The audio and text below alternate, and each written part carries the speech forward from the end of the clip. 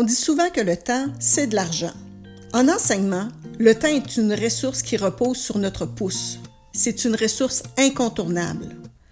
On entend parfois des enseignants dire qu'ils manquent de temps. Vous trouverez ici des solutions pour améliorer la gestion de votre temps. Une bonne gestion du temps fait toute la différence entre une classe qui optimise les apprentissages et celle qui fait place à la désorganisation. C'est l'une des ressources les plus précieuses pour l'enseignant. Bien gérer son temps, c'est se sentir en contrôle versus se sentir déstabilisé pendant la journée. C'est finir sa journée en se sentant bien plutôt que super fatigué. Bien gérer son temps pendant une période d'apprentissage, c'est d'abord et avant tout être prêt soi-même. Tout comme un coureur attend patiemment le coup de fusil pour démarrer une course, l'enseignant doit être fin prêt dès le son de la cloche pour débuter sa journée à l'école. Il doit bien connaître les intentions pédagogiques de chaque leçon de sa journée, les avoir inscrites dans son cahier de planification et les avoir en tête. Son matériel d'enseignement et le matériel d'apprentissage doivent être prêts au maximum la veille de la période d'enseignement. Ça se voit aux photocopies qui sont faites, au matériel sorti pour la journée et plus encore sur les comptoirs. En début d'année, il faut prendre beaucoup de temps pour modéliser nos attentes, nos règles de la classe, les comportements attendus, nos routines. On a l'impression de perdre du temps pour l'apprentissage, mais ce temps, on va le regagner à long terme. C'est prendre du temps pour gagner du temps. Prendre du temps pour expliquer les routines avec des tableaux d'ancrage, c'est gagner du temps par la suite. Quand chaque élève sait ce qu'il doit faire dès qu'il rentre en classe, peu importe le moment de la journée, on gagne du temps. L'utilité d'un tableau d'ancrage, c'est de permettre de montrer à l'élève le matériel à sortir et comment il doit se comporter.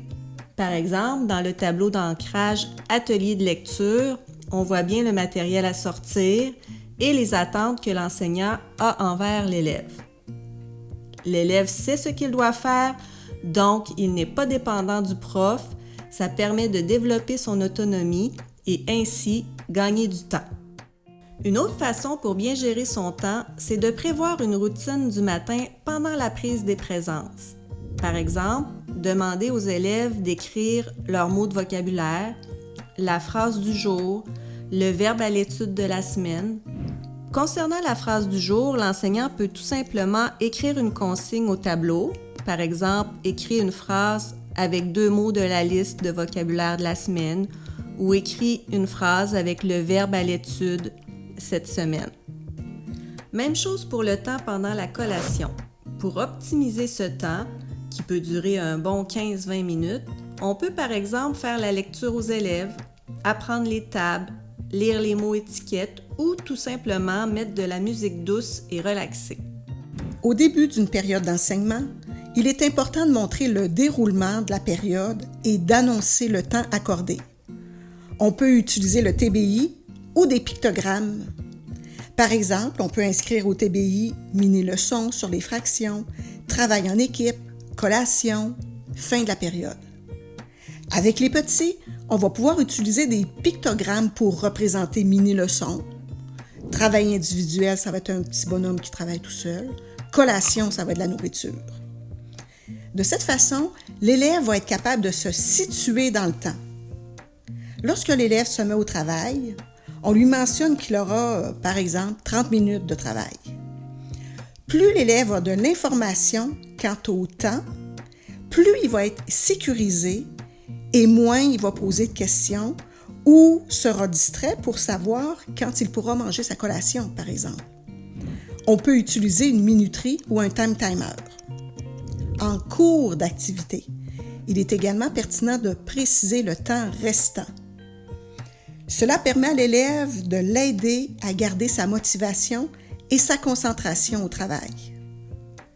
À la fin, on peut terminer avec une sonnerie, une clochette, fermer les lumières. Peu importe le moyen utilisé, ce qui est important, c'est de montrer la fin de l'activité à l'élève pour l'aider à gérer sa transition d'activité. Un autre truc pour nous aider à bien gérer son temps, c'est que lorsqu'on donne un travail à faire aux élèves, il faut aller voir les élèves en difficulté en premier.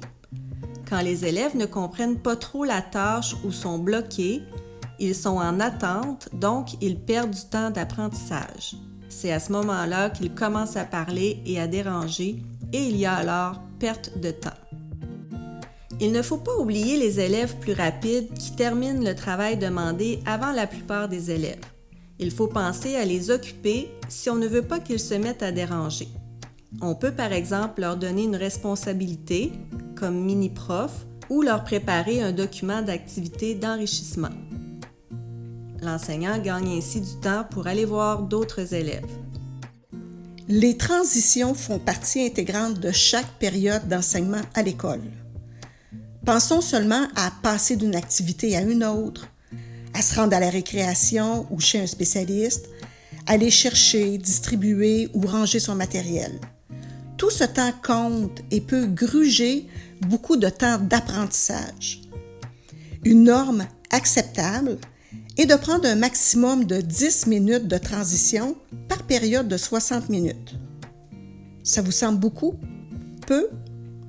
En compilant tout le temps des transitions à la fin d'une journée, vous seriez surpris de savoir que l'élève aura passé l'équivalent d'au moins une période d'enseignement sur 5 en temps de transition.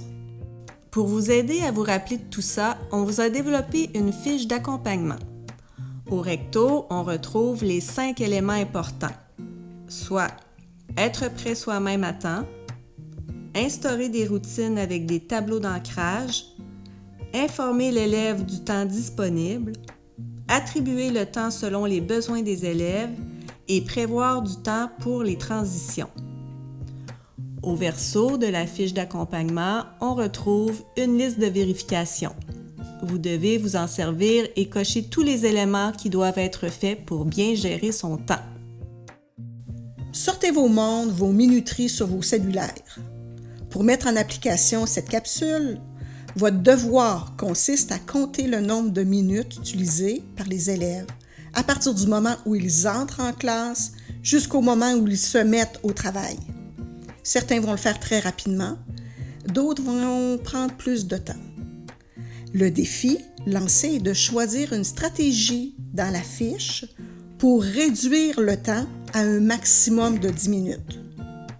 Je vous donne une piste. La solution réside souvent dans bien annoncer le temps ou dans l'implantation de tableaux d'ancrage. Comme d'habitude, Caroline, Catherine et moi, on aime ça se faire interpeller pour vous accompagner dans vos démarches, pour faire de vos classes de meilleurs environnements d'apprentissage. On sait que les tableaux d'ancrage sont une nouveauté pour plusieurs d'entre vous. On est disponible à aller s'amuser avec vous pour les mettre en place dans vos classes. Et non, à l'école, on ne peut pas dire que le temps, c'est de l'argent. Mais on peut certainement dire que le temps vaut de l'or. C'est une ressource précieuse qui permet de rendre possible des apprentissages. Prenons soin de cette ressource et mettons-la à profit. À la prochaine!